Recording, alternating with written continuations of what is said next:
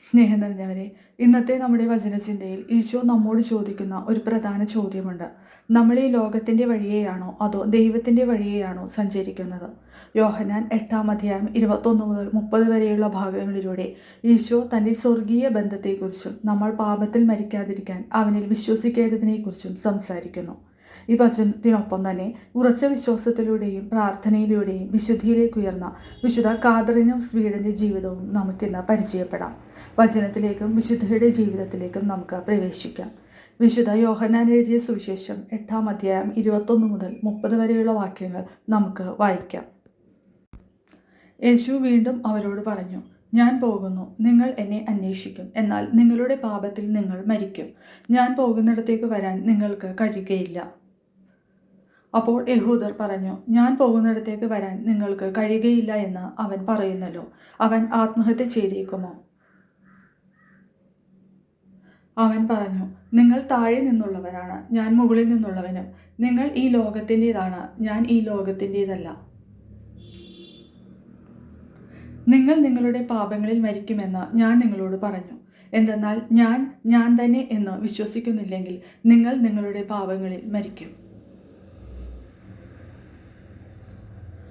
അപ്പോൾ അവർ ചോദിച്ചു, നീ ആരാണ്? യേശു പറഞ്ഞു, ആരംഭം മുതലേ ഞാൻ നിങ്ങളോട് പറഞ്ഞിരുന്നത് തന്നെ. എനിക്ക് നിങ്ങളെക്കുറിച്ച് പലതും പറയാനും വിധിക്കാനുമുണ്ട്. എന്നെ അയച്ചവൻ സത്യവാനാണ്. അവിടുത്തെ അധരത്തിൽ നിന്ന് കേട്ടത് ഞാൻ ലോകത്തോട് പറയുന്നു.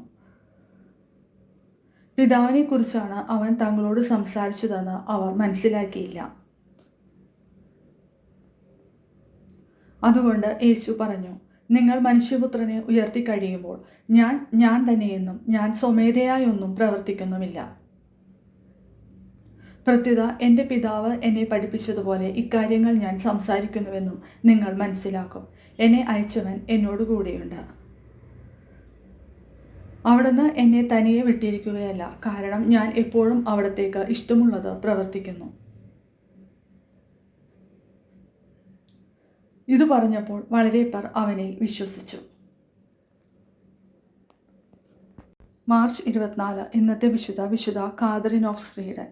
സ്വീഡനിലെ ഉന്നതകുല ജാതിയായ വിശുദ്ധ ബ്രിജീത്തയുടെയും ഉൾഫ് ഗുഡ്മാൻസൻ്റെയും 8 മക്കളിൽ 4-ാമത്തെ മകളായി 1332 കാതറിൻ ജനിച്ചത്. ചെറുപ്പത്തിൽ തന്നെ ഒരു കോൺവെൻറ്റിൽ വളർന്ന കാതറിൻ ആത്മീയ കാര്യങ്ങളിൽ വലിയ താല്പര്യം പ്രകടിപ്പിച്ചിരുന്നു. മാതാപിതാക്കളുടെ നിർബന്ധപ്രകാരം എഡ്ഗോർഡ് വോൺ കിറൺ എന്ന പ്രഭുവിനെ വിവാഹം കഴിച്ചെങ്കിലും ഇരുവരും കന്യാകത്വം പാലിക്കുമെന്ന് പരസ്പരം പ്രതിജ്ഞ ചെയ്തിരുന്നു. 1350 തൻ്റെ അമ്മയെ സന്ദർശിക്കാനായി റോമിലേക്ക് പോയ കാതറിൻ തൻ്റെ ജീവിതത്തിൻ്റെ ബാക്കി ഭാഗം അമ്മയോടൊപ്പം ആത്മീയ ശുശ്രൂഷകൾക്കായി ചെലവഴിച്ചു. റോമിലായിരിക്കെ തൻ്റെ ഭർത്താവ് മരണപ്പെട്ട വിവരം അറിഞ്ഞ കാതറിൻ പിന്നീട് പുനർവിവാഹത്തിന് തയ്യാറാകാതെ പൂർണ്ണമായും ദൈവബലി സ്വീകരിച്ചു. അമ്മയോടൊപ്പം ചേർന്ന് അശരണരെയും രോഗികളെയും സഹായിക്കുന്നതിലും പ്രാർത്ഥനയിലും അവർ സമയം ചെലവഴിച്ചു. വിശുദ്ധ ബ്രിജീത്ത സ്ഥാപിച്ച ബ്രിജിറ്റൈൻ സന്യാസി സമൂഹം വളർത്തുന്നതിൽ കാതറിൻ മുഖ്യ പങ്കുവഹിച്ചു. 1373 അമ്മയുടെ മരണശേഷം അവരുടെ ഭൗതിക ശരീരം സ്വീഡനിലെ വാൾസ്റ്റീനിയയിലേക്ക് തിരികെ കൊണ്ടുപോയത് കാതറിനാണ്. വാൾസ്റ്റീനിയയിലെ ബ്രിജിറ്റൈൻ മഠത്തിൻ്റെ ആദ്യത്തെ സുപ്പീരിയറായി കാതറിൻ സേവനമനുഷ്ഠിച്ചു. തൻ്റെ അമ്മയുടെ വിശുദ്ധ പദവി പ്രഖ്യാപനത്തിനായുള്ള നടപടികൾക്കായി അവർ വീണ്ടും റോമിലേക്ക് യാത്ര ചെയ്തിട്ടുണ്ട്. ഗർഭചിത്രം നേരിടുന്ന സ്ത്രീകൾക്കും ഗർഭാവസ്ഥയിൽ പ്രയാസം അനുഭവിക്കുന്നവർക്കും വേണ്ടിയുള്ള മധ്യസ്ഥയായി കാതറിൻ അറിയപ്പെടുന്നു.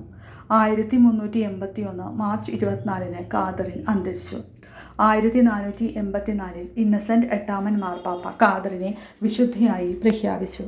മാർച്ച് 24 കത്തോലിക്ക സഭ വിശുദ്ധ കാതറിൻ ഓഫ് സ്വീഡൻ്റെ തിരുനാളായി ആചരിക്കുന്നത്.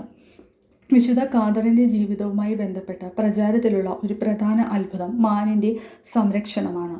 റോമിലെ താമസത്തിനിടയിൽ മാരകമായ അപകടങ്ങളിൽ നിന്നോ അല്ലെങ്കിൽ ദുഷ്ടന്മാരായ ആളുകളിൽ നിന്നോ അവളെ സംരക്ഷിക്കാൻ ദൈവം ഒരു മാനെ അയച്ചു എന്നാണ് പറയപ്പെടുന്നത്.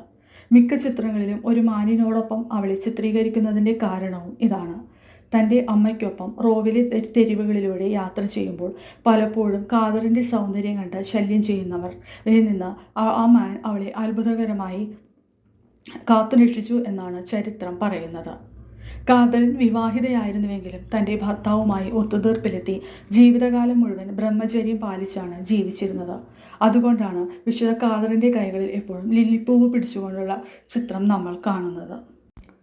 പ്രിയപ്പെട്ടവരെ, ഞാൻ സ്വമേധയാ ഒന്നും ചെയ്യുന്നില്ല, പിതാവ് പഠിപ്പിച്ചതുപോലെയാണ് സംസാരിക്കുന്നത് എന്ന് പറഞ്ഞ ഈശോയെ നമുക്ക് മാതൃകയാക്കാം. നമ്മുടെ ആഗ്രഹങ്ങളെക്കാൾ ദൈവത്തിൻ്റെ ഇഷ്ടത്തിന് പ്രാധാന്യം നൽകാൻ വിശുദ്ധ കാതറിൻ ഓഫ് സ്വീഡൻ്റെ ജീവിതം നമ്മെ പ്രചോദിപ്പിക്കട്ടെ. ഈ വചനം നിങ്ങളുടെ ജീവിതത്തിൽ വെളിച്ചമാകട്ടെ എന്ന് പ്രാർത്ഥിക്കുന്നു. വിശുദ്ധ കാതറിൻ നമ്മെ ഓരോരുത്തരെയും അനുഗ്രഹിക്കട്ടെ. നാളത്തെ സുവിശേഷവും വിശുദ്ധനുമായി നമുക്ക് വീണ്ടും കാണാം.